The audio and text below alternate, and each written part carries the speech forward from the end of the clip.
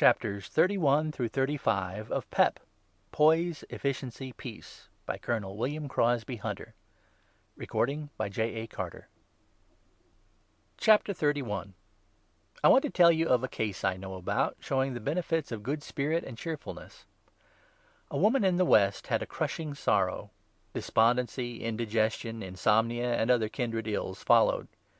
She determined to throw off the gloom which was making life so heavy a burden to her, and established the rule that she would laugh at least 3 times a day, whether occasion was presented or not. She trained herself to laugh heartily at the least provocation, and would go to her room and make merry all by herself. This woman was soon in excellent health and grand spirits, and her home became a sunny, cheerful abode. At first her husband and children were amused at her, and while they respected her determination because of the grief she bore, they did not enter into the spirit of the plan. But after a while, the funny part of the idea struck the woman's husband, and he began to laugh every time his wife spoke about it. When the husband came home, he would ask her if she had taken her regular laugh during the day, and he would laugh when he asked the question, and he laughed again when she answered it. The children thought Mama's notion was very queer, but they laughed at it just the same. Gradually the children told other children, and they told their parents. The husband spoke of it to their friends, and finally the neighborhood people, when meeting this woman, would ask her how many laughs she had today. Naturally they all laughed when they asked the question, and that made the woman laugh too. This woman had been weighted down with the greatest kind of sorrow, and troubled with worry. But this simple rule of laughing 3 times a day brought her out of it and put her into a new way of living. It relieved her of indigestion, banished the headaches, gave her poise and peace, and her whole home was better. And not only this, but the entire neighborhood received benefit from this good suggestion. Follow this suggestion of laughing 3 times a day, and prove the benefit of it in your own experience. Chapter 32. Do you have trouble in sleeping? If so, you cannot expect to get a medical prescription from me that will make you sleep. The only thing that will produce sleep artificially is a drug, and that is worse than no remedy at all. The ability to sleep well comes from getting yourself in good health and establishing within you the poise I have spoken about a few chapters ago. In other words, sleeplessness is the result of fear thought and continued training of your mental activity on your troubles until they become magnified. If the bugaboos come tonight and you just cannot sleep, do not worry over the matter or fret yourself till you fall asleep through sheer exhaustion. Let's change your old way of thinking about the matter. What if you don't sleep for a while? It isn't going to kill you. Know this, it will not be long before you will sleep like a baby, just as soon as you get the worry habit out of your system and learn to control yourself and get rest and exercise and a rational method of living. Tonight, if you do not sleep, get up and walk outdoors. Look up into the sky. Take a lot of deep breaths. If the weather is warm enough, walk on the grass barefooted. Get in touch with good old Mother Earth and absorb some of her magnetism. See the signs above of the power that creates. The stars are sending you messages, telling you that you are part of the great plan of the universe, that you can and that you will be strong. Resolve under this canopy of heaven that you are going to think up, not down, that you have everything to be thankful for, and that the suggestions you are getting will surely help you. Say to yourself that you are going to get over these little worries that now bother you, even as you overcame others in the past. Remember, nothing that was not real has ever hurt you, and that worry is imagination. The past you cannot help or change. The future is not here. Today, now, is the only time in your life when you can improve yourself. Go back to bed, lie on the flat of your back, and raise your feet, first one, then the other. Raise them alternately, very slowly, until you feel your legs are getting tired. Then, when you have brought about that tired feeling, say to yourself, I can sleep. I will sleep. I am thinking great thoughts, planting good seed. I am choking out the bad thoughts. I am benefiting myself. Repeat helpful scripture thoughts like those of the 93rd Psalm. Comfort and a sweet feeling of confidence will come over you when you get into the state of mind that you are superior to evil thoughts, and that troubles are imaginary only. Do the best you can. What you cannot prevent cannot be helped by regretting that you cannot help it. You are going to lose dear ones. You are going to have sorrows. They will come to you as they come to all of us. But you must accept and bear these sorrows, which you cannot help, remembering that there is a wise provision in nature that time lessens the sorrows and heals the heart. Hearts do not break, they only bend. When you are deep in sorrow, modify that sorrow with the thought that in accordance with the law of compensation you are going to get good and happiness to overbalance all the sorrow and unhappiness that has been your luck. And for your comfort, remember that truth which has been handed down through the centuries. The Lord tempers the wind to the shorn lamb. And likewise, come unto me, all ye that are weary and are heavy laden, and I will give you rest. There will be those who weep for you when you pass out of this life. Take comfort in the thought that there will be sorrow because they loved you. Loved you? Why did they love you? Because you worried? No. They loved you because you cheered them, you sympathized, and you helped them. It was your cheer and kindness that brought about the love. Aren't you glad that you are getting into the better way of thinking? Does not happiness commence to come to you as you are gaining confidence in yourself, and as you are beginning to be of service in the world? Resolve to do a kind act tomorrow. Make someone see your heart. Speak softly, smile, and tomorrow sunshine will be in your heart, and a sweet something in your thoughts which words cannot tell. And you will sleep, I am sure. Think of the good you are going to do tomorrow. Go to sleep with this resolve, to thank God for the very fact that you are alive, and for the fact that you can and will do some good to someone. Think this way, and as your head lies on the pillow, you will hear the rustle of angels' wings and see visions of joy on the dreamland faces of those you love and those you are going to be kind to. Get such thoughts in your head, and you will find that sleep will come to you, and that sleep will be refreshing.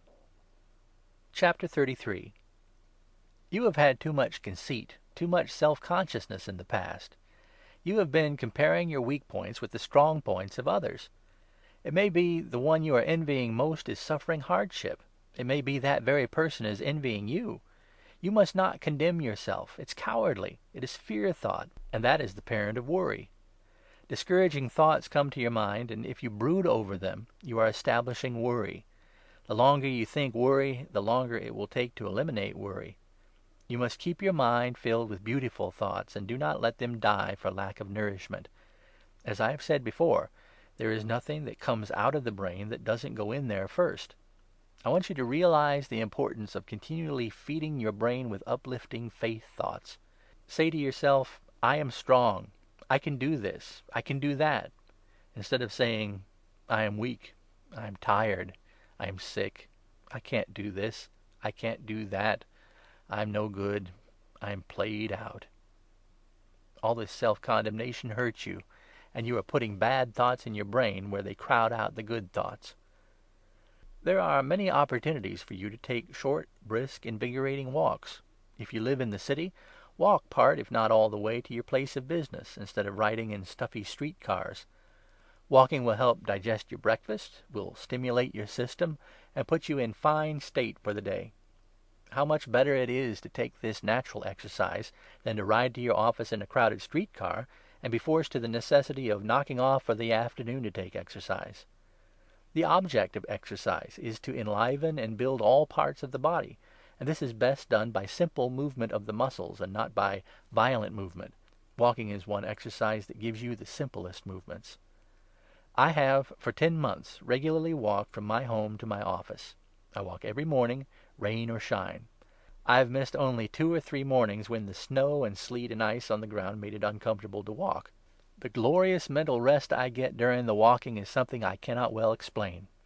At first it was somewhat irksome, but now it is a distinct pleasure, and I resent any interference with my plan of walking to my place of business. I call my walking my golf club, and I get more benefit from walking than I used to get when I played golf. Because when I played golf, I always had a partner, and my mind was on the game, and I did not have the pleasure of soliloquy, which I do have when I am walking. The very fact that I am alone, with nothing to disturb me, gives my brain a fine exercise and helps generate beautiful thoughts. The old judge who walks quietly to court, and the minister or the businessman who walks much, get plenty of air and sunshine, and they live longer than trained athletes. While you are walking, think beautiful, helpful thoughts, and thus build your mind as you build your body. Do not walk in company with another, for then you get into conversation and your mind is in a wrong channel of activity. When you are walking alone, you have a calm, cobweb-clearing head action. Do not ride to your office or the store. Walk part of the way, and then every day walk a little farther. When you come home at night, you will feel the benefit of this natural exercise. It is nearly 4 miles from my house to my office. I used to think it was a long distance, but now it is about 60 minutes of extreme pleasure. I do not walk fast. I walk comfortably, slowly, and enjoy every step I take. Walking develops breathing. It exercises the muscles of the chest and gives the lungs room to expand, sends the blood in regular pulsations from the heart to the lungs, clears the head, soaks the body with oxygen, which revitalizes the worn parts and carries new strength to all the system. All outdoor games, such as golf, tennis, baseball, are good because they make you breathe fresh air, but there are none of these games as good for you as walking. Do not walk briskly, or work yourself up into a sweat. Do not walk as though you are training. When you start out on your morning's walk, enjoy the sunshine, the birds, and all nature. You will find the morning walk much better for you than the morning cocktail. Chapter 34. Cheer. That is the tonic. It is the cord on which all the beads in our golden prescription are strung. Cheer is the official advertisement of health and happiness. The Bible says, "Be of good cheer, and a merry heart maketh a cheerful countenance." Read the songs of David and the Proverbs of Solomon and see what they say about cheer. Cheer is the arch-enemy of worry. Cheer and faith are soldiers with armor which the hordes of worry demons can never penetrate. Let us study the ingredients of the golden prescription and say them over again to fix them in our memory. They are air, water, sunshine, food, exercise, rest, thought, cheer. Even as you say these 8 words, you can see worry hiding and sneaking away, because you are considering helpful things and taking into your mind glorious ideas. While you study these chapters, you do not worry, do you? And why haven't you worried as you read these truths and suggestions? Simply because, as I have time and time again said to you, no 2 objects can occupy the same space at the same time, and because you are occupied and interested in uplifting helpful thoughts instead of depressing fear and worry thoughts about non-existing phantoms that cannot hurt you. Worry is a great bluffer, but you are getting strong and you are ready to call the bluff. You have been thinking and filling that filing cabinet of your brain with helpful thoughts, and you have faith and belief, and you can say in the proper spirit, "I will fear no evil, for thou art with me. The Lord is my comforter, I shall not want. Surely goodness and mercy shall follow me all the days of my life. Fear thou not, for I am with thee. I will strengthen thee. Yea, I will help thee. Yea, I will uphold thee." The old bugaboo worry can't make you miserable about the things that are never going to happen to you. You are strong, you have faith, you have courage, and you know that worry is unreal, untrue, and unfair. Worry is the dragon that makes faces to scare children, but you are no longer a child. Worry is a false face that tries to bother us, a dragon of evil that tries to torture us. Worry is conceived in wickedness, born in cowardice, and living in fear thought. It thrives on the weak, chasing those who run, pouncing on those who are afraid. Like a cur dog that chases you and barks, worry can be frightened away if you will turn around, stand your ground, and say boo to it. Now a little summing up of the good things you have learned. Say this over and over: I am not afraid. I am emancipated. I have cast off the shackles. I am free. Nothing in the world can harm me unless I let it, and I will not let it. I have no place for worry because my thoughts are far above the low fear and cowardly effect of worry. I have cast out fear, cast out worry, and established in their places faith and confidence. You're feeling better, dear reader, are you not? You have learned helpful truths, and there are more wonderful ones yet for you to learn. And these wonderful truths have been handed down for generations. They are old thoughts and are good thoughts because they have been tested by time. In the next chapter, I will tell you of them. So go to bed with faith and courage, with joy and happiness within you, because you are getting strong and are learning the right way to think, and you are confident I am telling you the truth and am sincere with you. I have not been preaching down to you, but have been talking on the level with you. Chapter 35. Here are truths that were uttered at a time when men knew nothing of the high tension and nervous strain of modern civilization. These truths have grown stronger and stronger as time has passed. They are truths of the Bible. They are good. Let us repeat some of them, and see what glorious strength and help they promise to bring to you. I care not what religion you believe in, or what sect you favor. These are certain helps, and they are positive benefits to any one who repeats them or believes in them. There is nothing in any of these truths to which you can find exception, no matter what your religion may be. I shall not stop to quote the chapter and verse from which these truths are taken, but they are all from the Bible. He that is slow to anger is better than the mighty, and he that ruleth his spirit than he who taketh a city. Take therefore no thought for the morrow shall take thought for the things of itself. Sufficient unto the day is the evil thereof. And yet, after all these centuries, and with these positive promises before us, the great number of people are worrying about tomorrow and making troubles of the things that are going to occur. Yet these things will not happen, cannot happen, and cannot bother you if you keep worry out of your mind. A merry heart doeth good like a medicine, but a broken spirit drieth the bones. That truth was uttered by Solomon, and it holds good today. Cast ye all your care upon him, for he careth for you. Be of good comfort, thy faith hath made thee whole. Go in peace. Surely he hath borne our griefs and carried our sorrows. Commit thy way unto the Lord, and trust him, and he shall bring it to pass. Above all, take ye the shield of faith, wherewith ye shall be able to quench all the fiery darts of the wicked. What comfort those truths will give you! And again, listen. Fear thou not, I am with thee. Be not discouraged, I am thy God. I will strengthen thee, yea, I will help thee, yea, I will uphold thee. The Creator made you. He made the earth, the sun, the moon, the stars, the sky. He made all the planets in this universe we know about. He made all the 3,000 stars you see on a clear night. And yet, brother, each of these 3,000 stars is a sun around which a number of planets revolve, the same as these we know about revolve about the sun we know about. And when you consider each one of these stars as the center of a universe, just remember that there are many more universes beyond those. This is God's work, and it is wonderful that he will help so small a thing as you. He has made you. He will help you if you will go to him and have faith. His promises are true. The Lord is my shepherd, I shall not want. I will fear no evil, for thou art with me. And he is with you, and will be with you, if you have the faith to commune with him in silent prayer. Think faith as you pray. Think not the blessings are merely things you get for the asking. To many, prayer is a rehearsal of desires. It's like a child who asks for presents from Santa Claus. It is a one-sided proposition. There are several 100,000 ministers in the United States, and the chances are that every Sunday each one of these ministers gives the Lord a list of little temporal, earthly things he wishes the Lord to do for him.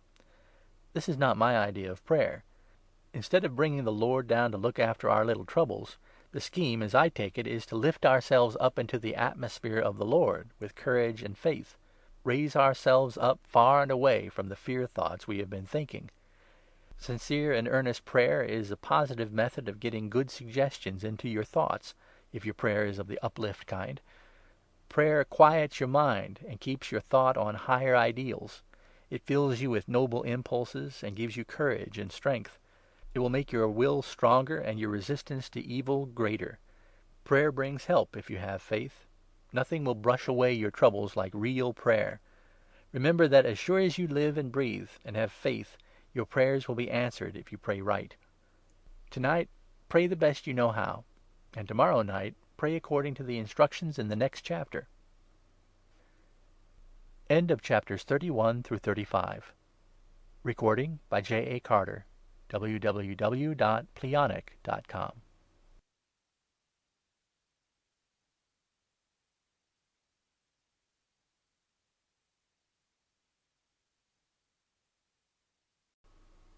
Chapters 36 through 40 of PEP, Poise, Efficiency, Peace, by Colonel William Crosby Hunter.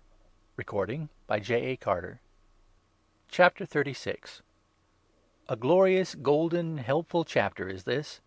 It tells you a great way by which you may break the shackles of worry. It tells you of the splendid power and divine strength you get in prayer. Beyond human belief, perhaps, is the strength and help you will get from prayer, not only from the divine help, but from the courage and strength the helpful thoughts plant within you. Wonderful miracles may be performed in your own life by prayer, uttered in the right and faithful way that brings confidence and inspires and lifts you up. Proof? I told you early in this book you were going to learn truths, and that we would not stop for proofs of everything. But just this once I will prove a statement, or rather let you prove it to yourself, for then perhaps you will believe your own evidences better than the promises I make you. Well then, just to humor you, I am going to give you a suggestion so that you may prove to your own satisfaction the value of prayer. For 7 days, 3 times a day, morning, noon, and evening, go to a room, draw the curtain down, and in the middle of that room place a chair. Go to it, kneel down before it.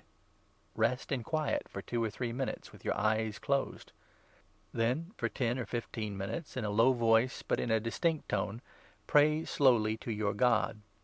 Do not once utter fear thoughts or name your ailments or talk about your troubles. Pray for others. Repeat passages of the Bible like those I have told you about. Thank the Lord for the blessings you have. Count those blessings aloud. Health, strength, love, courage, happiness, ability to overcome, and so on, letting truth into your brain. Open your heart to Him. Keep uppermost the helpful promises of the Lord. I will fear no evil. He will care for me. Do this for 7 days with confidence that you will feel better, stronger, and happier, and these things will surely come to pass. Do not pray as if you were making an experiment or waiting to see how the experiment comes out. Pray with faith, and I promise you, dear one, that you will feel a sweet sereneness, a strong courage, perfect peace, and that faith will flourish and will banish worry and fear and bad thoughts.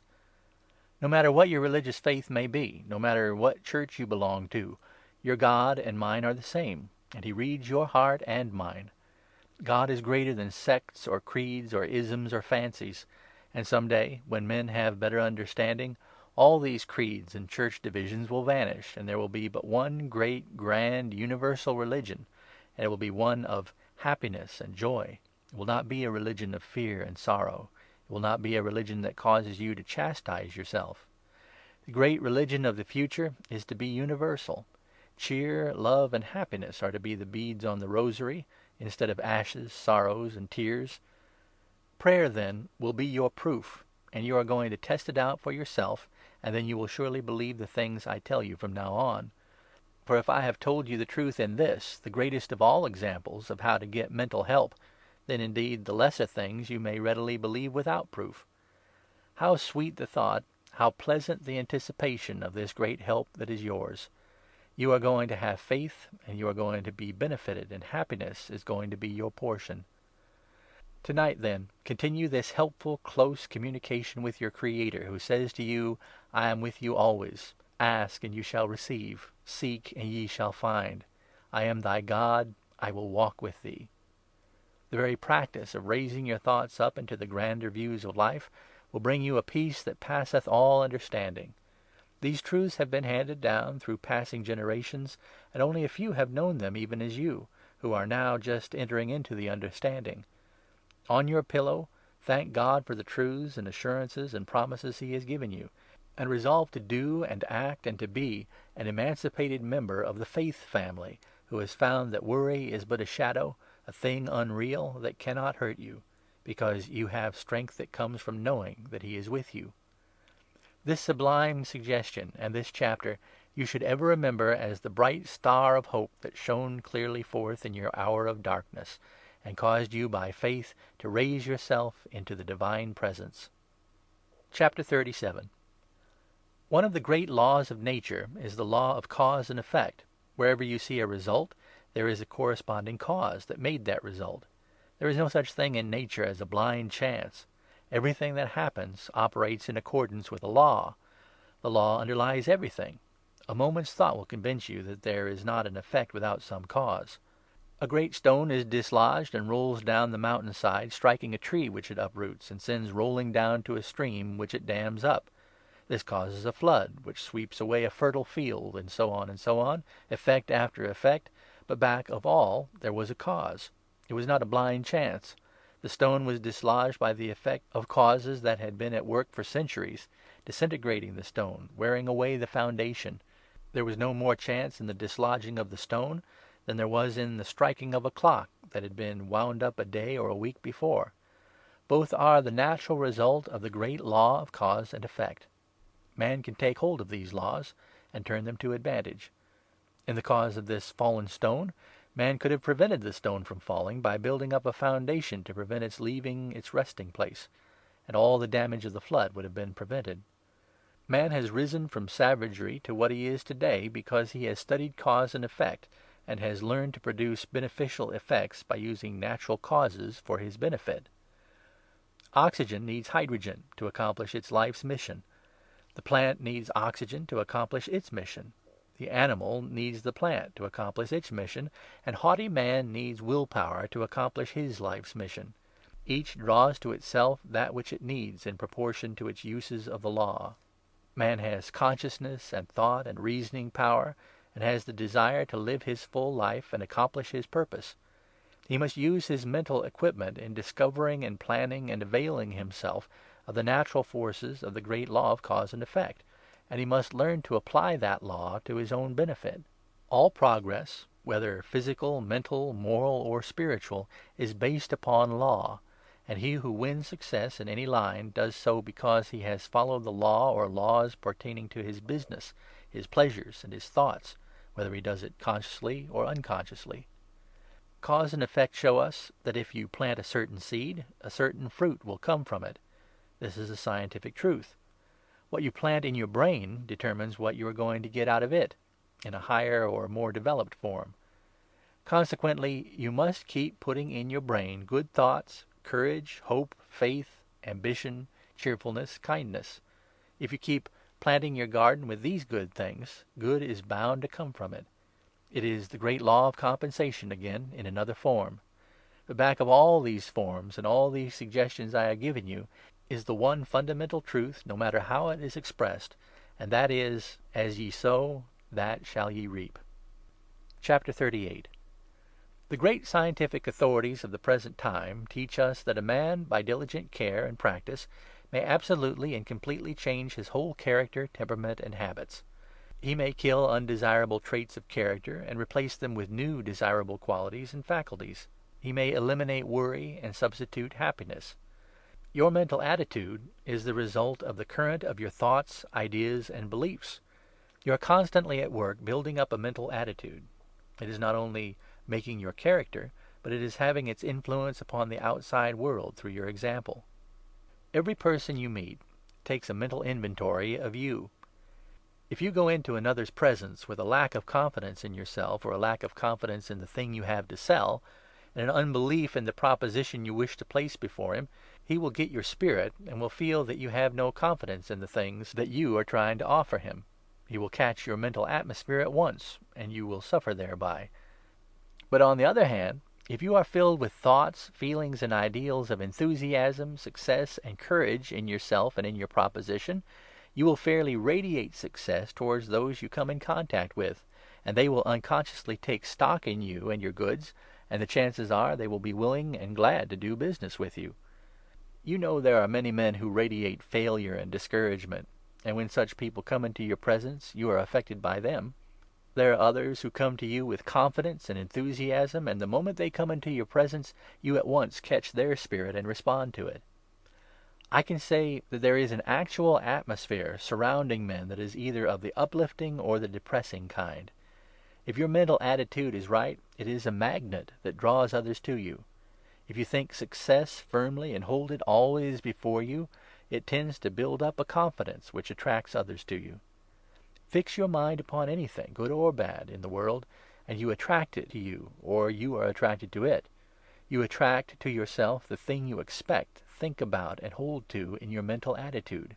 This is not superstition, but a firmly established scientific fact. As the writer of old said, "As a man thinketh in his heart, so is he."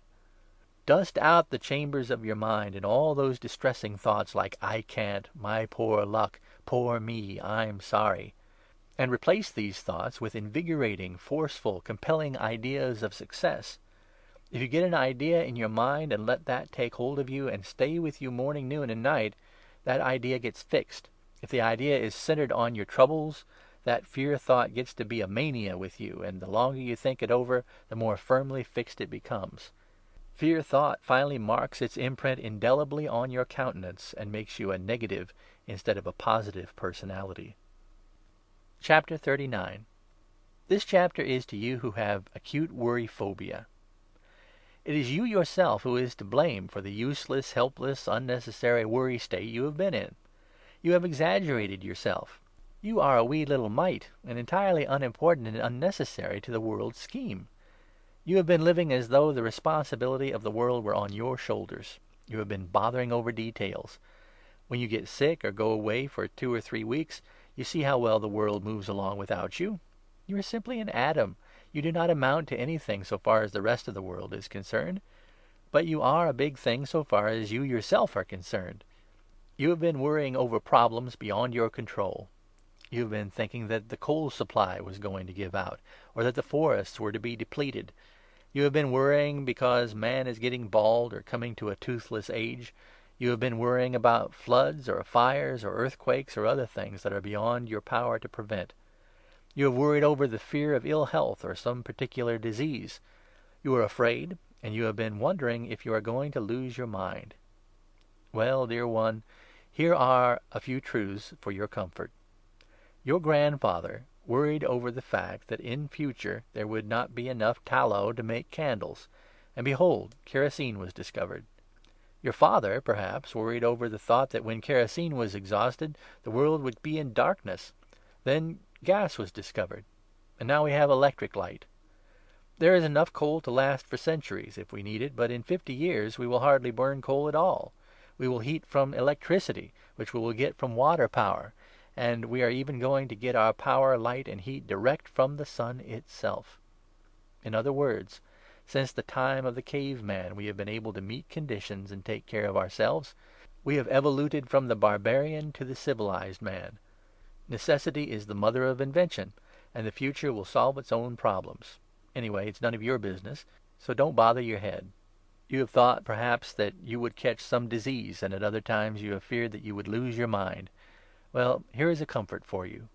One seldom gets the particular disease he has been expecting. Many high-strung persons have frequently felt so downright miserable, have worried and made their cases seem so hopeless they think they are losing their minds. To you, who are afraid of insanity, you may take comfort in knowing that nearly all insanity results from physical disease of the brain. Either it is a softening of the brain, or in the formation of blood clot or pressure of some sort. This condition is unknown to the patient in advance. Your egotism occasionally needs a good dose of mental salts to make you realize how little you are. The moment you realize this, then's the time to start to grow big. Get this chapter well in your mind, and it will help you wonderfully. Chapter 40. Once there was a king who called the wise men together and asked them how he could obtain happiness. He was told to travel through his domain disguised as a peasant until he found a contented man, and to trade with that contented man or buy from him his shirt.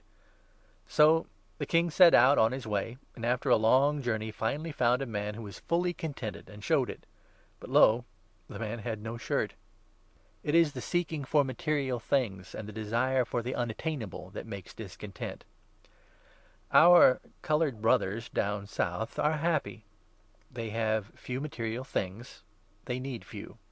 But they use those few things they do have to the best advantage. They have good appetites, good health, and they are always smiling or joking.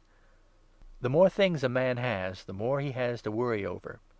You must learn to be thankful for the things you have, and you must spend your time adding to your store of happiness by doing something for somebody and making the best of the things you have around you.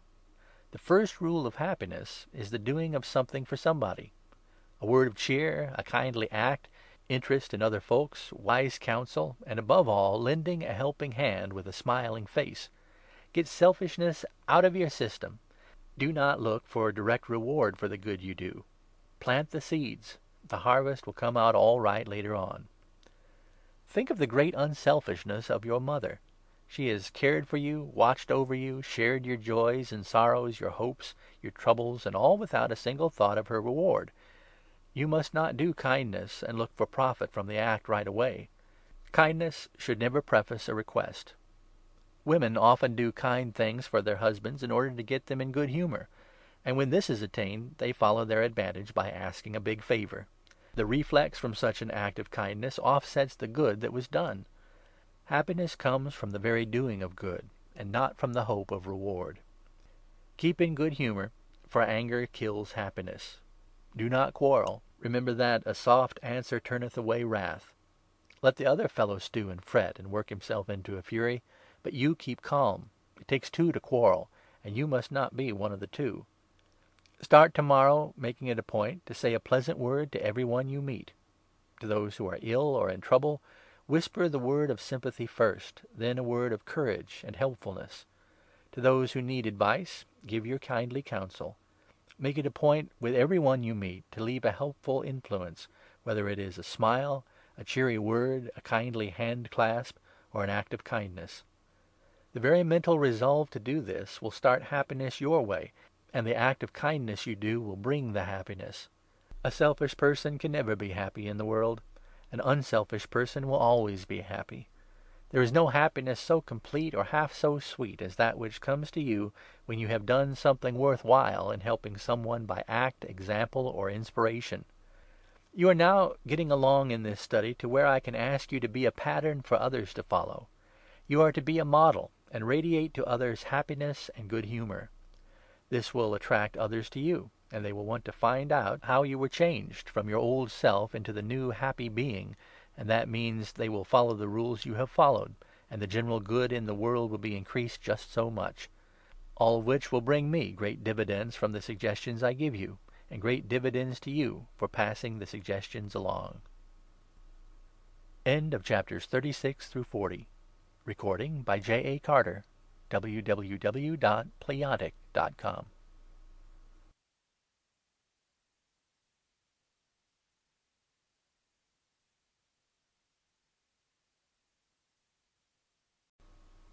Chapters 41 through 45 of PEP, Poise, Efficiency, Peace, by Colonel William Crosby Hunter. Recording by J.A. Carter. Chapter 41. Here, then, you are as an example or an exponent of the model idea and of the power which comes from being in the right mental attitude and in understanding the way to do good in the world and the way to get happiness. Tomorrow evening, after supper is over, go into the kitchen and help wife or mother with the dishes, and help her to put the kiddies to bed. Do this 3 days, and you will have a big dividend of happiness, for you are doing something for somebody where it was unexpected. The smile on her face, the gleam in her eye, will whisper to you of love and appreciation, and your heart will beat in the sweet rhythm of melody and the consciousness that you have helped her. If you are a parent, I want you to resolve for several days to be a playmate with your children, to reason with them and not to scold them. Show them the better way to do things. Tell them sweet stories with good morals, and you will have happiness, because you are doing something for somebody. At the table, take your time to eat. Do not bolt your food or sit in gloomy quietness. Be cheerful and show interest in the home circle. Eat slowly, be relaxed, and you will find happiness coming in through the cracks of the door. Husbands and wives, I want each of you to remember that you will have crossed wires and blue spells and worry. Make it a rule that you do not both have them at the same time. If one of you is in the dumps, let the other one sing, instead of joining in the cloudy atmosphere. Show each other love and attention, and you will find happiness knocking at the door of your heart. Indifference, neglect, lack of consideration are great causes of women's worry and sorrow. A kiss, the moving of a chair by the husband as the wife sits down, the placing of a pillow at her back, a stool for her feet, or a wrap on her shoulders. These little attentions are big dividend payers. They make you happy, they make her happy, and two are benefited thereby. How inexpensive it is to do these little things. Once in a while, instead of going out for the evening, make up your mind to stay in. Put on your slippers, Sit close to the fire and talk to that old sweetheart of yours, rehearsing your courting days, your honeymoon. Live again your sweet, joyous days of young love, and there will be a sweetness coming to you, and a peace surrounding you, and a contentment that passeth understanding, and banishes worry and strife. Try it, brother. I am telling you the truth. It is a practical benefit. Young man, tonight, stay in with your mother. Talk to her of your younger days, and talk of her younger days. Get her started with reminiscences, and watch her eyes sparkle and her cheeks glow. And oh, what happiness this will bring you! Remember that mother of yours is the one person in the world whose kindness was never the preface to a request. She has done things for you, never hoping for a reward. Some day mother is to leave you, and what a wonderful happiness and satisfaction you will have in the thought that you loved her while she was here, and that you helped to make her life pleasant, and above all, you showed appreciation. There is no ache in a mother's heart so hard to bear as ingratitude. Mother can stand the headache and the backache, but oh, the heartache hurts her so much. You may have an enemy, or a friend with whom you have quarreled. Screw up your courage, go to that enemy with hand outstretched, and say, "Let us forgive, let us begin all over again as friends." With such an approach, he will forgive, and oh, what sweet peace you will have the minute you do this. Forget revenge. Revenge never in the world made a person happy. The very atmosphere around me as I write these lines is tinged with rosy cheer. The sun in the west is wreathed in golden glow. The noise of the street is sweet music, because my heart and brain and thoughts are filled with charity, forgiveness, kindness, and peace. And you will find this same sweet satisfaction if you do the things and follow the suggestions in this chapter. The mere writing of these thoughts to you makes me very happy, and bears out the suggestions that I have made so often, that the bringing in of good thoughts raises your ambition and courage and brings happiness to you. Courtesy, little attentions, consideration, sympathy, interest, and the expression of love to those around you are sure foes to worry. Resolve that to wife, to mother, to husband, to father, to daughter, to son, as the case may be, you are going to show attention and consideration, and you are going to open your heart to them. You are going to counsel with them. You will sympathize with them. You will love them. And they want to be told of your love. And you can tell them you love them, not only by word, but by looks and deeds. Chapter 42. These suggestions and thoughts flowing through my mind, expressing themselves in words, are to be printed and passed on to the great world to read. These very thoughts bring me sereneness and happiness that I cannot well express, and a like satisfaction will come to you as you pass the helpful influence along to those you love. Kindness brings happiness. There is nothing you can invest in that will bring greater dividends than kindness and cheery words. Lincoln wrote a whole sermon in 16 words. You can catch more flies with a drop of honey than with a gallon of vinegar. Kindness means gentleness. Therefore, a gentleman should be a gentle man or a kind man. We have grown so accustomed to saying gentleman that we do not stop to think what the word really means. Lincoln was a gentleman in every sense of the word. He had a great heart, a cheery word, and a comforting way. Withal, he was most gentle and kind. What a beautiful lesson he gave the world in this sweet sentiment. When they lay me away, let it be said of me that as I travelled along life's road, I always endeavoured to pull up a thistle and plant a rose in its stead. That is a golden text for you. Worry is the thistle you are to pluck, and kindness is the fragrant rose you are to plant in its stead. Ages ago, a Greek philosopher said, "If there is any good deed I can do, or kindness I can show, let me do it now. Let me not defer or neglect it, for I cannot pass this way again." Centuries ago that was said. It was true then, and it is true now. Confucius, the Chinese philosopher, said, "Do not do any act to another that you would not like another to do to you."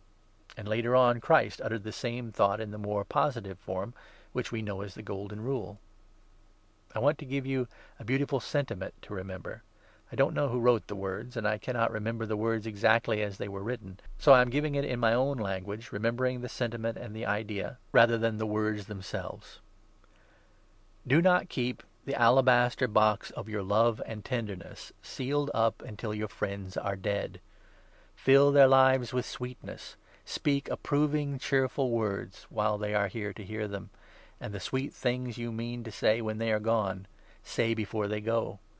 The flowers you mean to send for their coffins, send to brighten and cheer their hearts before they leave here. If my friends have alabaster boxes laid away, filled with sympathy and affection which they intend to lay over my dead body, I would rather that they would bring them now to my weary and troubled heart, and open them that I may be refreshed and cheered by them. I would rather have a plain coffin, without a flower, and a funeral without eulogy, than a life without love and sympathy. Let us learn to anoint our friends beforehand for their burial. Post-mortem kindness does not cheer the troubled spirit. Flowers on the coffin cast no fragrance backward over life's dreary way. What beautiful thoughts these are. Let us ever remember them. The hand clasp can show sympathy in times of trouble more eloquently than the floral piece. Think just a moment of the many chances to show kindness you have had and have overlooked. Remember how the loved one who is gone longed and waited and listened for words of appreciation and evidence of affection. How much better you would feel now if you could turn time backward and erase unkindness of the past. But the past cannot be helped. Today and the future only are yours. You must learn to profit by your neglect of the past, and to do better in the future. How many ways you could have shown kindness to your departed if you had your past to live over again! By your mistakes you are going to learn a lesson, and from now on you are going to say the kind word now. You are going to whisper love and gratitude to the waiting ears of those who should hear them. Take home a bouquet tomorrow night. Remember your life's partner each day with some evidence of your gratitude and appreciation and love. Chapter 43. I want you to make an investment. It is one that will pay big dividends, and pay them every day of your life. The most fascinating land booklet or mine prospectus never offered greater returns than this investment I want you to make. The best of all is that you need put no money in it, only time. I ask you to invest 15 minutes each day, and devote them to sizing up things and taking mental inventory of your progress today, and planning for the day's work tomorrow. Sizing up things can be well done only in solitude. Plants grow in darkness, yet the common understanding is that they grow in sunshine. The sunshine is absolutely necessary for the growth of the plant, but the real growth is done in the quiet of the darkness.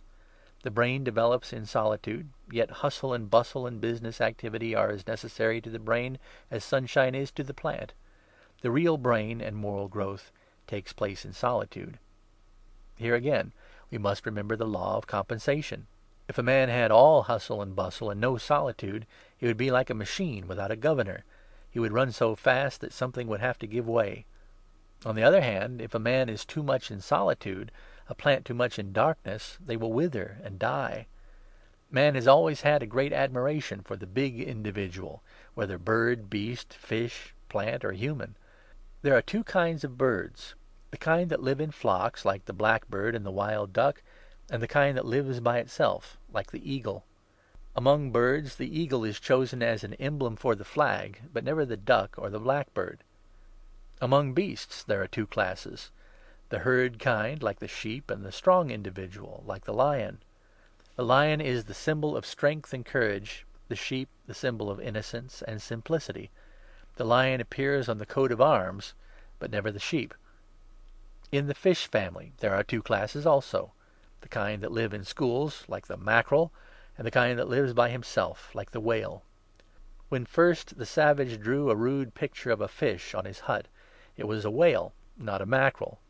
We never find the mackerel's picture printed except at the fish dealers and on the menu, and then only because the mackerel is good to eat. Among trees, the one that attains great proportions and beautiful symmetry is yonder giant oak or elm that grows in the open. It needs room to breathe and grow. It grows better if it is segregated from the crowded forest. The giant tree is not the one that grows in the dense woods. In the very first part of this book, I asked you to study these chapters the last thing in the day, when you were alone, and you can see now how helpful the suggestion has been to you. You realize how the help and truth are being absorbed in your mental garden, because the power of silence, the soliloquy in solitude, offers marvelous opportunities for mental culture, brain building, and fortifying yourself for the fray. When you get calm and have the poise and ability to think quietly of the beautiful things of life, you will have one of the greatest treasures possible to man. Mental pleasures are most enjoyed in solitude. Material pleasures are more enjoyed in the crowd. Material pleasures are temporary. Mental pleasures are lasting. The 15 minutes you invest in mental soliloquy will yield dividends as long as you live. And so in closing this chapter, I want to impress upon you the importance of investing 15 minutes each day in a quiet place by yourself, where you can size up the things you have done, the acts you have gone through, the thoughts you have had, the conclusions you have arrived at. This will be a threshing process by which you will eliminate the worthless chaff and get the good wheat. Chapter 44. I hope you followed the suggestion in the previous chapter of quietly sizing up the acts of the day, for then you will be in better position to understand and benefit by some more suggestions along the same line. I gave you some examples of strong individuality among plants, birds, beasts, and animals, and now we shall consider the supreme animal, man. There are two kinds of men: the kind that lives in the herd, and the kind that has the strong individuality and spends much time by himself. This strong individual needs room to grow. The herd man exists in infinitely greater number than the individual type of man. I cannot imagine Lincoln, Bismarck, Webster, Clay, Edison, or Burbank living in the herd or spending their time in brilliant cafes. The man who lives in the herd, who is ever present when the lights are bright, where gaiety abounds, where excitement reigns, where feasting is present, soon gets himself into the habit of cultivating this excitement so as to get away from himself, for his thoughts are fear thoughts, and he is never happy when alone with such thoughts. The brain never sleeps, and something must occupy it. The herd man fills his brain with frivolous things and seeks constant excitement. He is like the plant always in the sun. He burns himself out. The great man, with the individuality, is great because he has always spent plenty of time by himself, sizing up things in solitude, making a mental inventory of the things he has been doing. Sizing up things makes the brain grow and makes it stronger, and gives it the power of eliminating the things which harm the brain and make it weaker. The universities of this country, in a great measure, produce the herd man. The students dress alike, all have the same mannerisms, all have the same tilt to their hats, all the same turned-up trousers. They all feed at certain restaurants. They crowd in flocks, always. Very few college men learn the benefits of sizing up things in solitude until after years. Society conventions, too, develop the herd man. On the other hand, the philosophical student does not copy his fellow student. In the great practical experience schools we find Lincolns, Edisons, Jim Hills, and Carnegies. These men had to wrestle with the problems for themselves. They never lived in the crowd. They had to size up things in solitude instead of reading experiences from textbooks or following rules laid out by others. In your sizing up, weigh your positive and negative acts, your wise and foolish deeds, the right and the wrong impulse, the gain and loss in achievement. You should strike a balance, and if you see the bad, deterrent, backward things in the lead, you should resolve to get a move on yourself and change your habits. Those who go along without this sizing up of things in solitude are like the merchant who keeps no record, but pays his bills from the cash drawer and takes what is left for profit.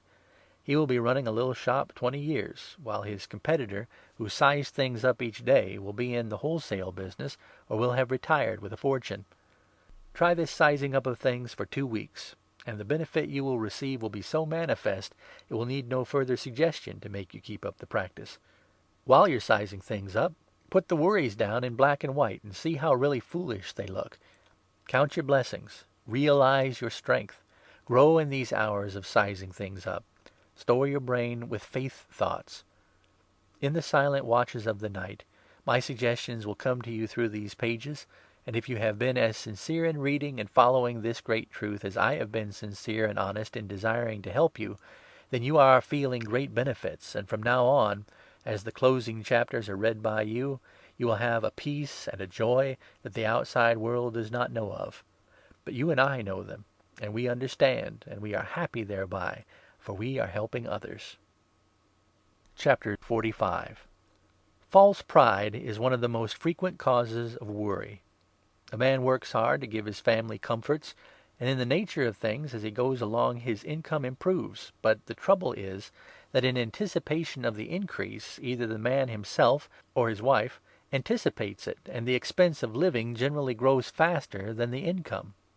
Few women have the ability to consider the family affairs with the breadwinner and gauge expense accordingly. Many a man has lost his ambition and his ability to earn a livelihood simply because he is pressed by debts until worry and discouragement materially handicap him.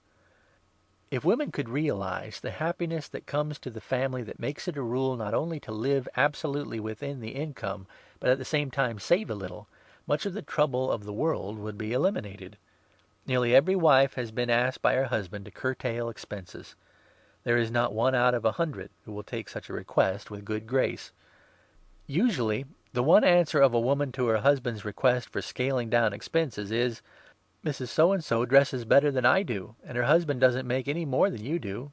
Or, "If Mrs. So-and-so can afford to have an automobile or to have this or that, I don't see why we cannot afford to have the same." Many a tragedy has occurred simply because the wife does not stop to reason.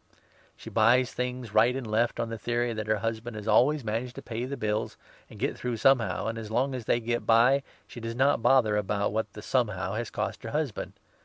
We can all obtain the things which are necessary and good for us. The great struggle is to obtain the things which not only are not necessary, but are positively harmful to us. It is the struggle for the useless things that makes so much trouble in the world. Fear thought is kept in ferment all the time by debt hopelessness, and pride is the yeast that generates the ferment. It is the desire to show off, to appear better than the neighbor, to excite envy among one's friends, that produces so much misery. Many a home has been wrecked by this false pride. And when the poor husband is faced by the stern necessity of selling the home or moving into a house where the rent is cheaper, women look at the matter as hard luck. Few women can deal with these things philosophically. The ones who can are the busy, home-loving women. Most women in adversity have so much false pride they worry their husbands almost to death by constant rehearsal and ever-present thought of what they have had to give up since the retrenchment in living expenses has come. Many a man has been driven to distraction because after he has reduced his cost of living and has given up extravagances, his wife constantly reiterates or recounts the things they used to have and makes odious comparisons. When fortune or time or circumstance change a man's income so that he can no longer live up to the pace he has been going, there is nothing greater to his credit than the ability to face the situation and to change his scheme of living by moving into a smaller house in a new neighborhood, and away from the associations and environment which have put him in the hole. And happy indeed is the man who has a wife who is a real partner and will do teamwork in this respect. False pride is one of the greatest worry-makers of the age. Many men are carrying the yoke around their necks, bowed down under heavy burdens of debt, in order to satisfy the pride of the wife, that she may be the peacock and put on airs over her neighbors. Many women will read this book. Every woman who reads these lines is either the kind who has been a handicap to her husband, or the kind who has been a help to him, a good partner. The latter will warmly applaud these sentiments, while the former will call them pessimistic, too severe a condemnation of womankind. Let us hope this chapter will arouse some women who are guilty of the very things alluded to, and by arousing them cause them to think. And if they think, good will come out of it, for consideration of plain truth cannot fail of its object, better living. Simple things, simple joys, simple habits, simple living, simple pleasures are the ones that are enjoyed best by true, sensible men and women. End of chapters 41 through 45. Recording by J.A. Carter, www.pleonic.com.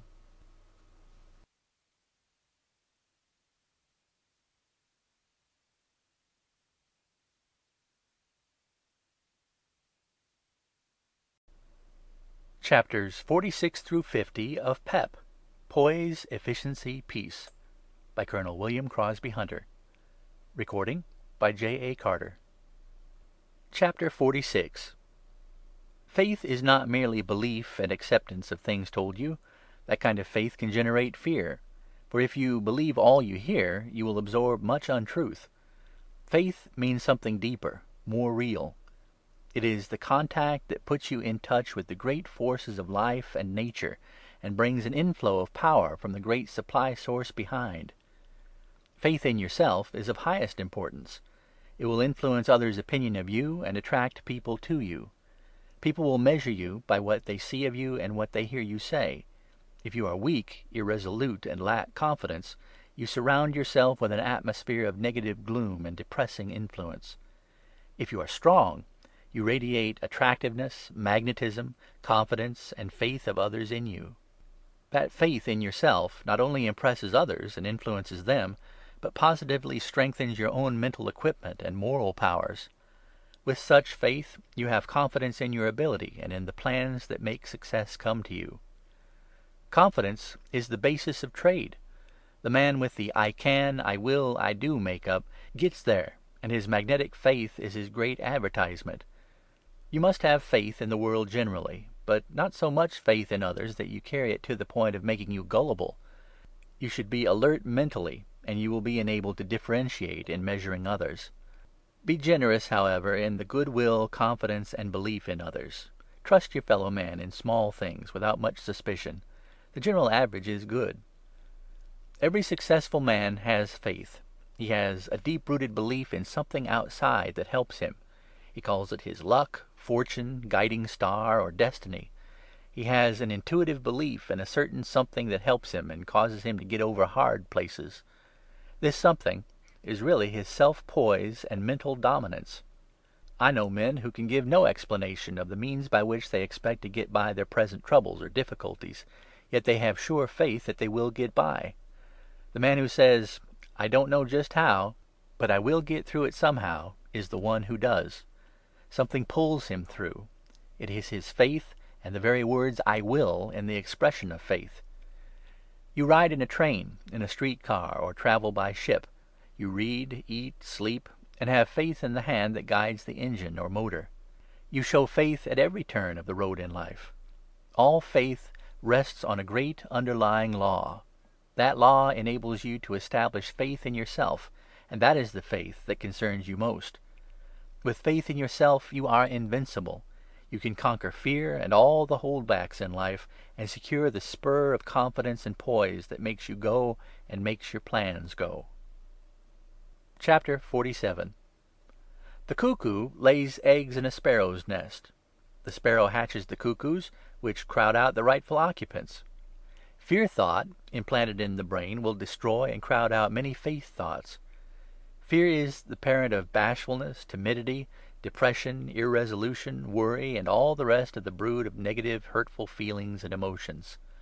Fear and its progeny paralyzes mental effort and good work.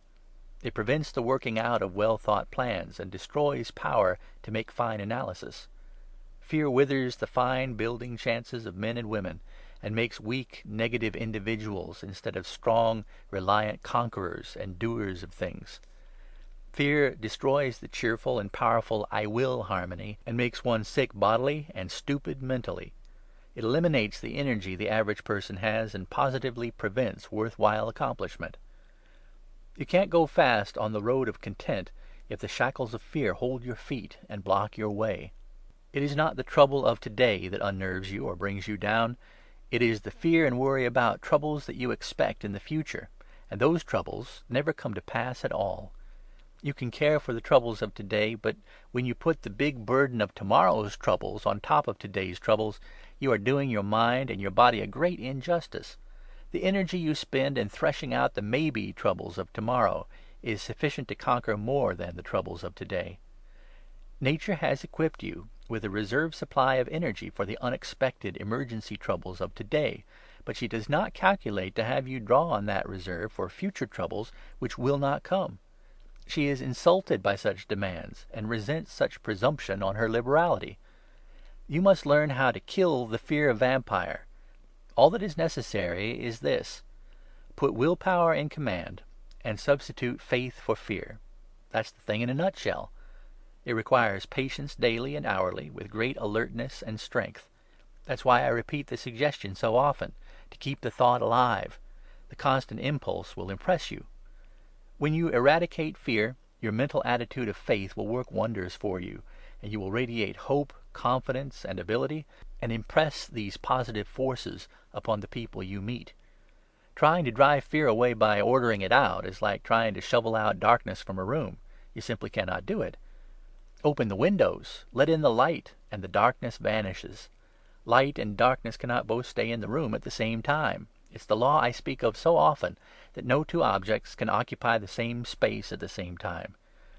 Let the sunshine of faith in at your mental windows, and fear is absolutely dissipated. Chapter 48. Your willpower is a strange, subtle, intangible thing. It is your ego, and the trigger that fires the will is the I. I can, I will, I am. Your will, whether it is weak or strong, is the keynote of your mental balance sheet and a synopsis of your life story. The strong will is nature's delight. It is nature's plan, and she rejoices when her plans work out and overcome artificial hindrances. Your will is a living force. It is electricity, power, energy. It is as positive in its working and as true to the great law in its workings as gravity. Nothing to you is impossible if you will do a thing and will until you make this thing happen. I hope you are using your willpower aright. Do not confuse stubbornness with strongness in relation to willpower. A mule is stubborn, but he has no willpower, just a negative hindrance. Stubbornness comes from prejudice, ignorance, or misdirected energy. The man with a strong will knows how to yield, when yielding means stepping aside to get a better view or a stronger foothold. The stubborn man will not bend or stoop, and his stiff attitude will break him. A willow bends when a storm is on, and it bobs up serenely and keeps growing after the trouble is past. The man with will is like the willow. The ship has to turn out of its course to avoid rocks and icebergs. The big man doesn't push ahead right into trouble. He weaves, winds, stoops, climbs over, around, and under, and he gets by. Your one road to your objective of peace, efficiency, and poise is willpower. A strong, asserted willpower that brands good impressions on others, that is suggestion. When that willpower brands impressions on your own brain, that is autosuggestion. When good thought suggestion is driven in by strong willpower, it becomes automatic and habitual, and there is an end of all your troubles, worries, and fears. The way to develop the willpower to activity and responsiveness is by constant, concentrated attention to helpful suggestions, to others and to yourself, until these suggestions become automatic auto-suggestions. And that's where I hope to be of service to you in this book. I keep hammering away at the suggestion of faith, courage, hope. I pound away at that willpower of yours. I strive to awake your latent powers of activity. I hold up promises of great rewards. I lead by sentimental touch. I reason with logic. I try to convince with common sense. And two, by examples and illustrations, to teach, win, coax, or intoxicate you, to get into line and join the chorus and repeat the short litany of the great universal church, which is, I can, I will, I am, I do. Verily, this is truth I am telling you, and I want you to take these pages as personal counsel with you. You can have PEP, and the way is through that willpower of yours. Get busy with it. The clock seems to be ticking faster than it used to, and old Tempest is fugiting to beat the band. Your call is marked down on the slate, and I am the merry bell boy rapping at your mental door, telling you it is time to wake up. Rouse up and go to it, and let me put the hallmark of genuine purpose on your brow so the world can see it. The hallmark is, I will by my will. Chapter 49. Pick out 12 drinking men you knew 12 years ago. Go over the list and see what's happened to them. Pick out 12 of the successful men you know today. Go over the list and see how many of them are boozers. 25 years ago, the man who said, I don't drink, was subject to sneers. Today, the man who says, I don't drink, comes in for cheers. If the stomach is filled with booze and the lungs with cigarette smoke, you cannot expect to build a good brain. The boozer has no more chance to win success in the game of life than a tallow-legged dog has to catch an asbestos rabbit in the place of fire and brimstone. You cannot get away from the fact that the worst of the real troubles in this world, the broken hearts, the deserted homes, the pinched children, the fallen women, the failures in business, are caused by drinking. The man who gets to the top is the booster, not the boozer. How about the absconders, the murderers, the human derelicts that have come to your attention? What was the cause of all these troubles? Answer: booze. Go to the poorhouse, talk to the old codgers there, shake things up and find out why these people have no homes. Answer: booze. How about the broken-hearted, suffering wife and the poor innocent kiddies whose little hearts are torn when the other kids point out their father's failing? Booze. The drunkard may think he is all right because he's taking care of the wife and the kiddies, but what the wife and the kiddies want is a real dad and not a booze-soaked dad. If drinking is getting a stronger hold on you, we wonder if you ever stop to realize that your wife and little ones watch your homecoming to see whether you are drunk or sober. How about those faces at the window, watching to see you come up the steps to find whether it is daddy or a boozer? Maybe you have not come to this stage. I hope not. But if you are just occasionally going to extremes, it is time for you to sit up and listen, for there is no standstill in the drinking game. You either have to get the best of it, or it will get the best of you. We have heard about the man who says, "I can take a drink when I feel like it. I know when I have enough and when to let it alone." Every drunkard and old soak has said those words 1,000 times, and it is a lie, and he knows it. We have no time to talk about the lambasting that drink gives the stomach, or to prove that your wonderful body cannot be soaked in alcohol and allow you to keep in good health at the same time. You cannot play the drink game and the think game at the same time. Drink puts think on the blink. When your brain is steeped in alcohol, it is a mere mass of putty. I cannot promise that every non-drinker will get to the top, but I can promise that no one will go to the top if he doesn't keep sober. Time flies, and the drinker finds he hasn't anything saved up for a rainy day. And gee willikins, how it does rain when it gets started! A drinking man in his old age pities himself, then curses himself, then grows jealous and pessimistic. This is followed by grouch, worry, fear, and the poor old boozer is down and out. We have used some pretty strong language in this chapter, but the strong words are needed. If you get a poison bite on your hand, perfumed oils will not cure it. It needs a caustic. You can lead a horse to water, but you cannot make him drink. I can tell you about the curse of drink, but it's up to you to quit. I challenge any man to advance a logical argument in favor of drinking. Note I say drinking. I do not refer to taking whiskey as a medicine, although the doctors tell me even that isn't necessary. I can tabulate the crimes and the misery of the world and show that the cause in the great majority of cases is whiskey. There is no one thing in the United States doing more harm than whiskey, and you know it. That is cold truth. The nation is aroused, and it will not be very long until Congress will prohibit the manufacture of liquor for use as a beverage, and that condition will be brought about by businessmen who know liquor prevents efficiency, increases taxes, makes more jails, hospitals, and poorhouses. The change will be brought about by economic reasons, and that's why I am sure national prohibition is bound to come. Chapter 50. There are no beaten paths to the door of fortune. Every path, every road, comes from a different direction. You must make your own road. Fight your way through the brambles and underbrush. You must have purpose, for energy without purpose is waste of effort. Direct your mind toward your ideal. Do not be discouraged at seeming obstacles. In the morning, say to yourself, "I will not be disturbed by the busybody, the ungrateful, the liar, the deceitful, the envious, the tale-bearer. They are poor souls who do not know how to control their minds, and I cannot be injured by any one of them." In the morning, when you feel like remaining in bed, get this thought: I am rising to do the work for which I exist, and I am happy in the thought that I have work to do, and I am going to do it. Do not bother whether the day is hot or cold. Say to yourself, "I do my duty, and weather or troubles or things without reason shall not stop me." Do not talk about what you could do or could be, but do it and be it. Work at that which is before you and is expected of you, and do it seriously, vigorously, calmly, without allowing things to distract you.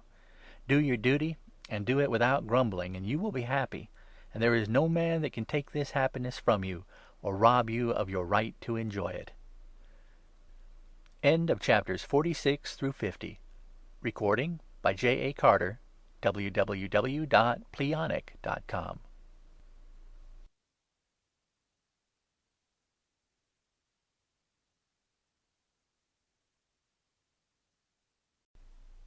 Chapters 51 through 55 of PEP, Poise, Efficiency, Peace, by Colonel William Crosby Hunter. Recording by J.A. Carter. Chapter 51. Honesty is the best policy, and the rule is as true today as ever. It needs no proof. It is established and recognized. The man who marks his cards in the game of life to cheat his fellow man is just as sure to meet failure as the sun is sure to shine tomorrow. You are always hearing about or seeing a Mr. So-and-so who has made lots of money, and you know he is dishonest, but so-and-so has not paid all he owes. Yet he has paid much for his money. He is paid in the lack of respect you and everyone show him. Prison bars are not always the punishment for dishonesty. Mental punishment, self-accusation, and the consciousness of guilt, all these are much greater than we will ever know. Mr. So-and-so you speak of would give every dollar he possesses to change places with a happy, honest man who hasn't a dollar in the world. Dishonesty brings worry and suffering far worse to bear than prison bars. Be square with others, but particularly be square with yourself. Keep your eyes off the outside of the man who makes money dishonestly, but look into his inside, his conscience, and you will not envy him a bit. No matter how poor you may be, if you are honest, you will be richer than the dishonest man of wealth. Riches of golden dollars are not the measures of happiness. Riches of joy and practicing the golden rule are the real riches we are seeking. No man who observes the golden rule will be dishonest. And I believe in the golden rule, and you believe in it too, do you not? So we are adding to our riches of happiness every day, aren't we? And our hearts sing for joy, for our old worries and envies are getting mighty dim as we travel this main road of helpful thought and follow the suggestion of helping others and establishing within us the thought, I will do right. To skin others is to cheat yourself and rob you of the possibility of enjoying your existence. The smooth man has a rough road to travel. Chapter 52. There's the hypocrite. Do not let him come near you. He has the glad hand and a very bright face. He smiles and he does many of the things we are telling you to do. But he's only an actor, a counterfeit. He tries to be everybody's friend, but in the wind-up he is recognized as unworthy, unbelievable, and is shunned by all. He covers up his real desires and plans his speech and actions just to suit your wishes. He is insincere, untrustworthy. He is afraid of making enemies. He is a weakling and a coward. He is a thief, a liar, he is dishonest, and his friendship vanishes instantly when you are in trouble or in need of a friend. The hypocrite flatters you. His advice is worthless. He talks from his neck up, never from his heart. His only aim in life is his own, and he fails because he is insincere and his foundation is rotten. He is a dangerous person because those with weak minds or run-down willpowers have not the ability to see through his outer self, and they think he is real and that his make-believe is true. Those who have faith in him fall or suffer, for they are leaning against a wall of straw. The hypocrite is strong in his proffered friendship when you are prosperous and when you don't need his help. But the moment you call on him for aid or ask anything that calls for sacrifice on his part, he finds ready excuses and thenceforth keeps clear of you. These smiling, obliging, agreeable hypocrites are positively hurtful to you. You want people to disagree with you sometimes. You want someone to fight and contend with you once in a while. That contact discloses your weak spots and lets you know where you stand. The hypocrite hands you out pretty boxes of word candy and fools you with the sweets. Better have someone give you a pickle once in a while. Sincerity seldom flatters. Blunt truth may hurt for an instant, but when you come to again, the reflex is enjoyable. Anyway, when you hear blunt truths, you know what you are dealing with. When you hear the honey words from a hypocrite, you are trying to fasten truth on soap bubbles. You simply make no progress and get no satisfaction. Chapter 53. To be approved, you must occasionally be reproved. Knowledge pointed out to you is mere words unless the knowledge is used. Set your ideal on the rock of truth, and do not be bothered by the waves that dash against it. You will at first be sneered at because you have ideals and live differently from the herd. But when your determination is realized by your friends, you will be cheered for your pluck.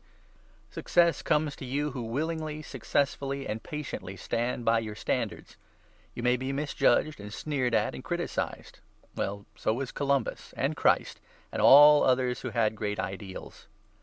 Langley said the time would come before long when men would fly in the air, and the people called Langley crazy and a fool. But the fools were those who called Langley the fool, for behold, men do fly in the air.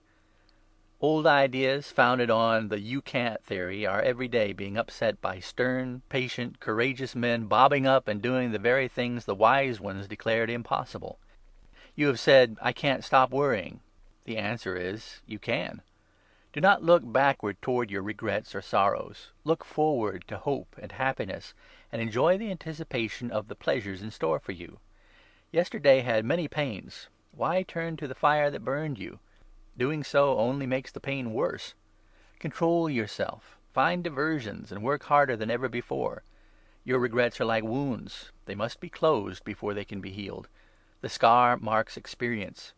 For centuries and ages, countless thousands have undergone all and more than you have suffered. They have met every reverse you have. They have lost every prize you have lost.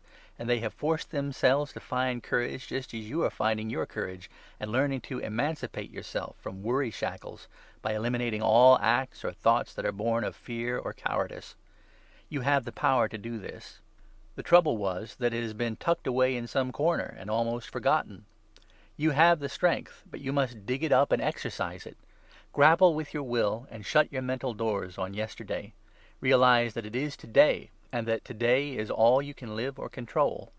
Fix your mind, center your thoughts on true ideals, and have a single purpose. Do not count on luck or accident to favor you. Chapter 54. Remember, the patient, persistent plodder, rather than the born genius, is the one who does the things. Ask any so-called genius the secret of his success, and he will tell you it was hard work and patience. Get the take-it-easy idea out of your head. If you try to make life too easy, you will soon find the road is too hard to travel. Ambition, great ideals, right hopes call for effort, exercise, and efficiency. And while these words all commence with ease, yet the words mean just the opposite of the word ease. You can cut butter rather easily, but it is the cutter of wood and the hewer of stone that develops strength. Practice makes perfect, and just as true as you live, old compensation always puts the cap of success on those who have made the good fight. Mere knowing what to do is not the thing that brings results. It is the doing. The nail will not go into the board until the hammer gets busy. You cannot buy genuine things with counterfeit attempts. You may get what you wish, but you must pay for it. To get the best, you must give the best. Half journeys do not bring you to the end of the trip, and it is the last step of the journey that is most necessary. You will not arrive unless you survive. You will not thrive unless you are alive. The road to success goes in the opposite direction to the road to ease. Your path to success has brambles and boulders on the way, but they are there to test your endurance and patience. All this means effort, energy, and endurance. That's the ease you need to bring happiness, not the ease of non-resistance and freedom from work. The woman who leads a life of ease is full of worry and hopelessly enslaved to trouble and discontent, and she never knows what happiness is. A life of ease prevents happiness. A life of ease, effort, energy, endurance, will buy happiness. So gird up your loins, stiffen your backbone, set your jawbone, forget your wishbone, and hit the big road that leads to success, remembering that the toll you pay is work. A life of ease, that's the ambition of the weak ones. You have more knowing, and knowing more keeps you going more on the right road. A life of work for us, where we are free and emancipated from the little jail of worry, where we were formerly captives. A life of ease for those who will not learn the truth. But for us, a life of ease, effort, energy, and efficiency. Chapter 55. To every dispute there are not only two sides, but four sides. The inside, the outside, the right side, and the wrong side. It's mighty hard to be sure you are on the right side and able to pass judgment. Gossips get the wrong side. Mind your own business. If your business doesn't call for all your time, you have gone in the wrong business. Disputes quickly follow criticism. Critics seldom do the things they advise others to do.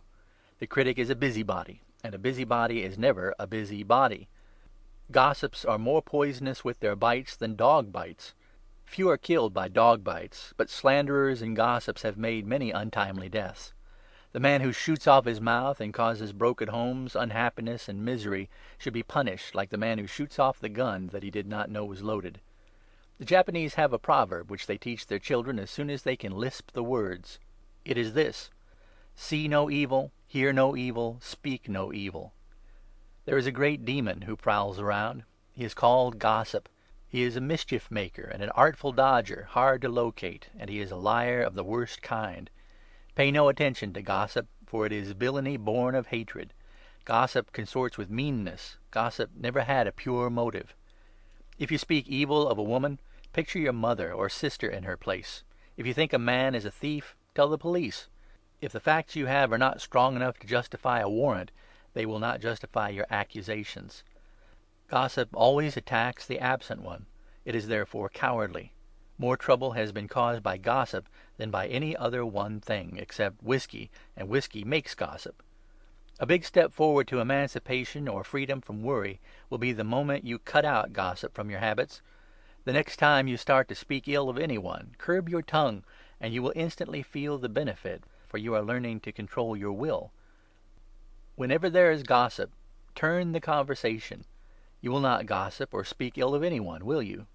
You will feel better as soon as you deposit this thought in your mental bank of good ideas. Gossip is cowardly. You must be brave. End of chapters 51 through 55. Recording by J.A. Carter. www.pleonic.com.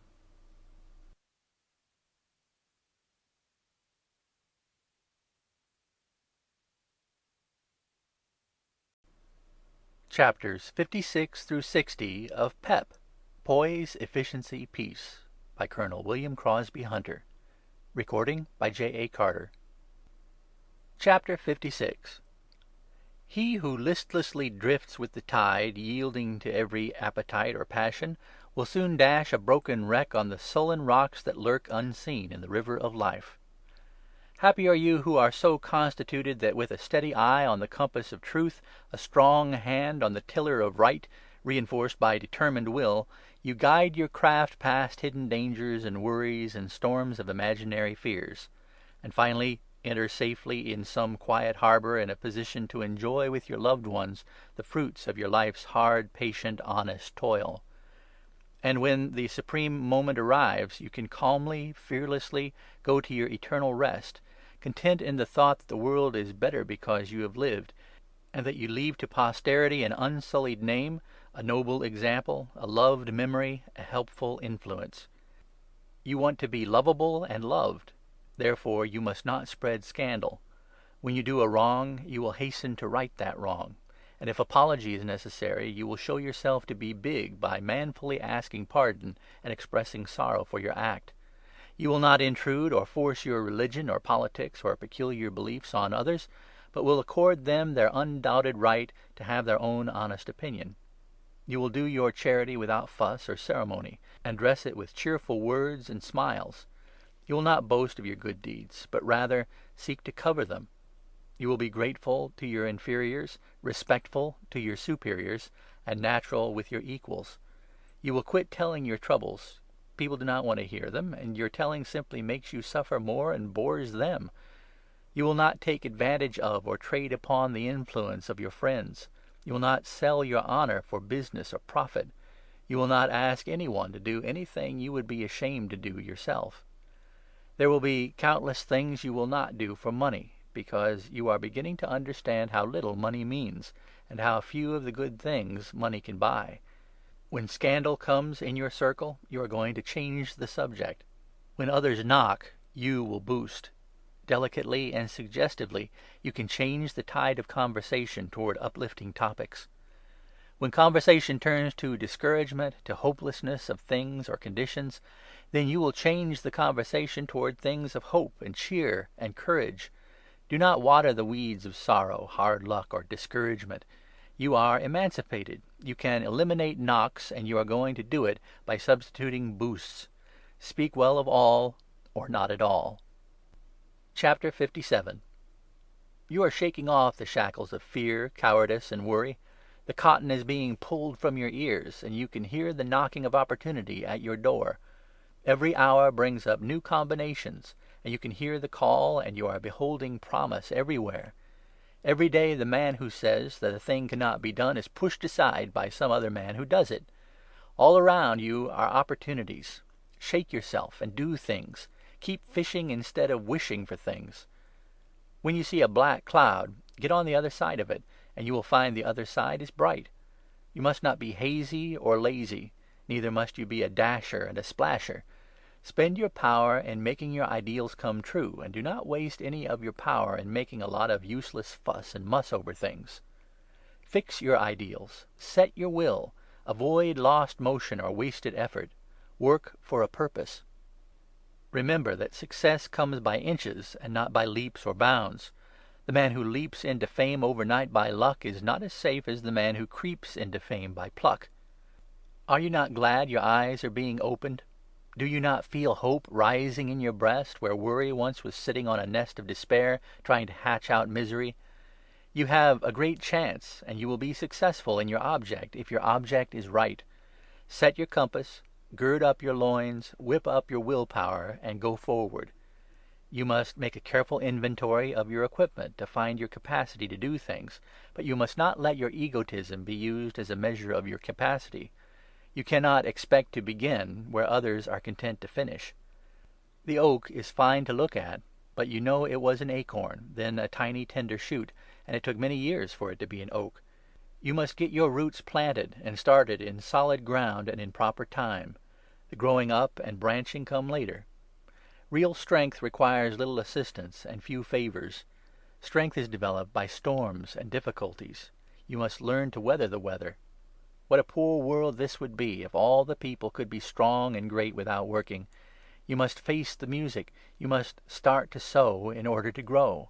If life were too easy for you, then you would make it too hard for everyone else. The law of compensation is rigid. It does not give out prize packages to those who yearn for lucky numbers, but to those who earn plucky numbers.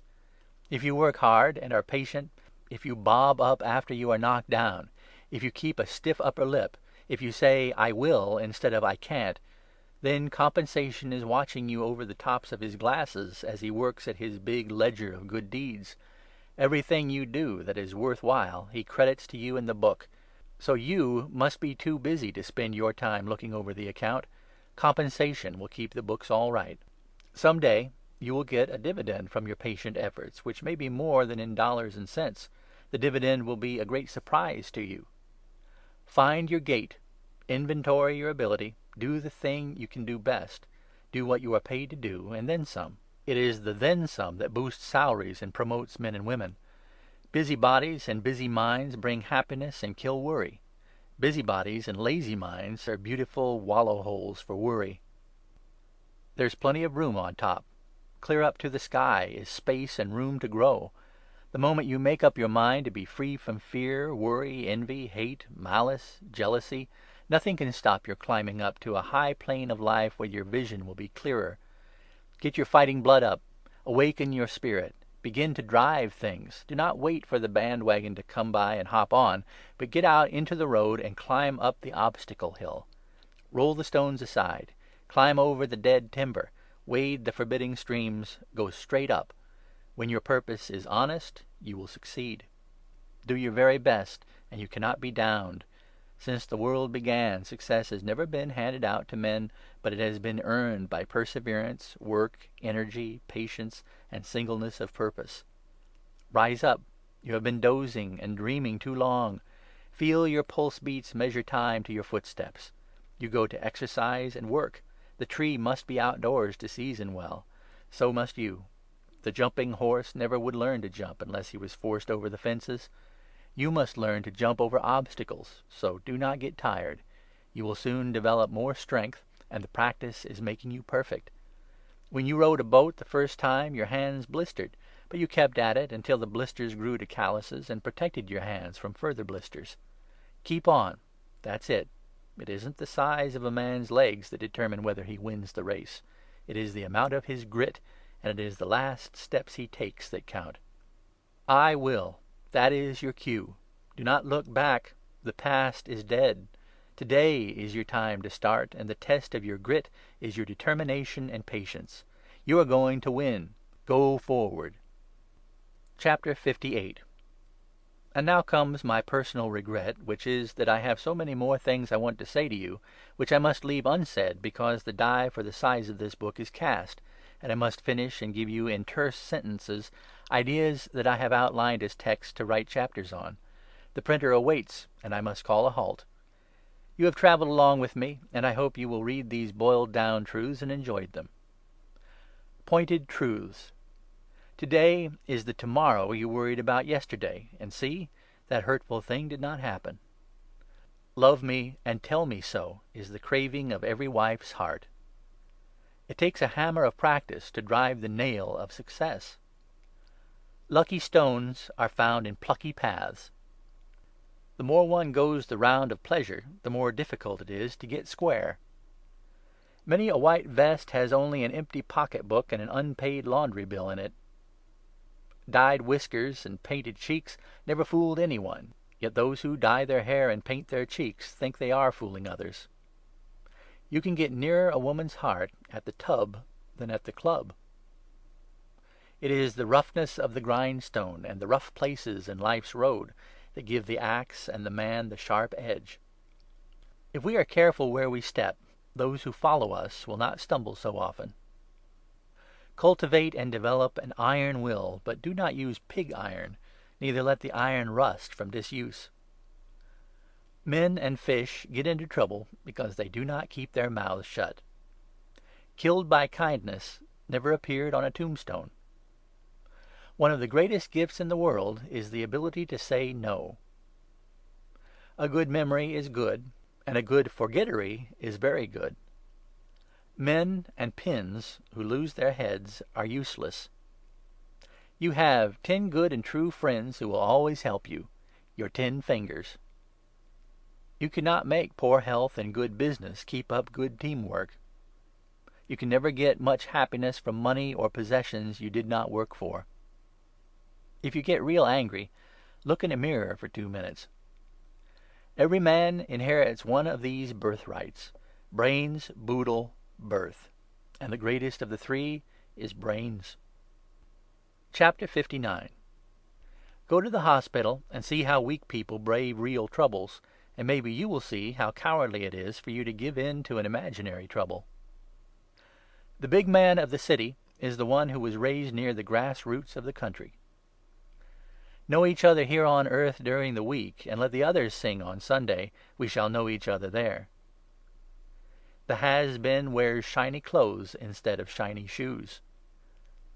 Look in the old pink plush album and see Mother's picture when she was a bride. Then think. Nearly every rich man was a poor boy.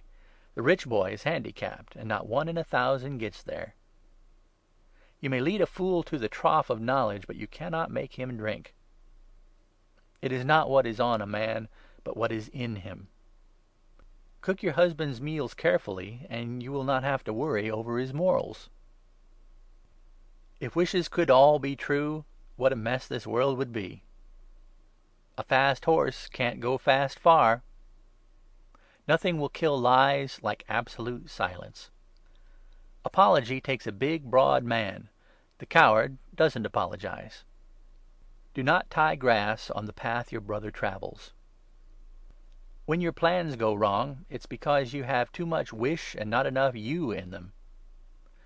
The door on a business office says push. The door on City Hall says pull. Throw rocks and the world will throw rocks at you. There are just 2 classes in the world, the one that says I can and the one that says I cannot. You must learn to stand alone. Props can only help temporarily. You must act fairly. Trickery will not bring permanent success. You cannot buy your way with money to real homes, real hearts, or real friends. The lock that opens to the key of gold lets you into the room of insincerity, make-believe, and false ideals. Do not hope for progress, but hop for it.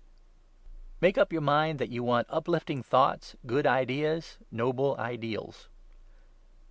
Know what you want it hard, and you will get it. You cannot be kept down unless you are downhearted. Easy problems are not worth notice. The big prizes are only given to those who win by great effort, persistent energy, and determined patience. Do not lose faith in yourself. When you feel run down and played out, it is your mainspring, not you. Take a little rest, get lots of sleep, rewind the mainspring, and keep the works oiled by cheer. Read a chapter of this book. Your future is in your hands. You must analyze problems, decide things for yourself, and act alone. Do not ask advice of others. It weakens your own powers and makes you uncertain in your actions. People will advise you the way you want to be advised. Advice from others is no help. Strong men go it alone. PEP will give you the ability to go it alone. It is you who must solve your problems. Keep this ever in your mind. The world is busy. Everyone is occupied with his own affairs. Others will shun you if you go to them with hard luck tales or seek them for advice. Be your own counselor, adviser, and director. Keep close to this book. Every page has a help, a weapon, a power, but you must do the wielding. Every truth in this book comes from experience, and every suggestion is based upon truth. Chapter 60. And now we come to the parting of the ways. The writing of these pages has been a great pleasure to me. I have felt all along that this message was personal, and in closing, I feel myself floundering around for something that will express the personality and make the parting temporary only. I want to be with you again. Reread this book. Absorb a chapter or so every few days. Keep the book ever near you, like a friend. Keep alive the suggestions and sustain the good thoughts. Keep your mental equipment in fine trim. As long as your willpower dominates, and as long as your mental attitude is serene, you are a power and a success. You who had PEP and lost it, I hope you have regained it. And I'm sure you have, if you have read this book slowly and kept sustained interest and focused thought on the subjects. Fixed thought inevitably molds a man and makes him a creature of his thought picture. If your fixed thought is on faith, you are invincible and will stand fearless, unconquered, and powerful before the world. If your fixed thought is on fear, you will stand cowed, fearful, hopeless, and miserable before the world. Stand foursquare before the world, a pyramid of potential strength. Be superior to the changing winds and clouds and storms that pass. You have a duty to yourself, first of all, and a duty to your loved ones and to the world. There is no nobler aim or higher accomplishment than to do your duty well. Vibrate your superb faith, inoculate your courage, instill good thought, make helpful suggestions, do good deeds, act gently, deal kindly, be a living, breathing model of God's most wonderful masterpiece, man. You are invincible. You can and will rise each day into higher and broader altitudes of thought and vision. You can and will add to your strength and power. Glorious, satisfying, intoxicating, pulsating life is your portion and your right and your unquestioned heritage. You have been in a fog. The sun was shining above it all. You have risen through the fog and now bask in the sunshine. You were wandering in the underbrush and jungle, following blind trails made by those who knew not the direction that would lead to the great highway, so well defined that those who follow it cannot be lost. The briars scratched, the stones bruised, the mud often swamped your footsteps, the jungle tangled, but you pushed on, following the suggestion of the guide, and now the open road lies before you. Keep in the big road. Let your face be to the light.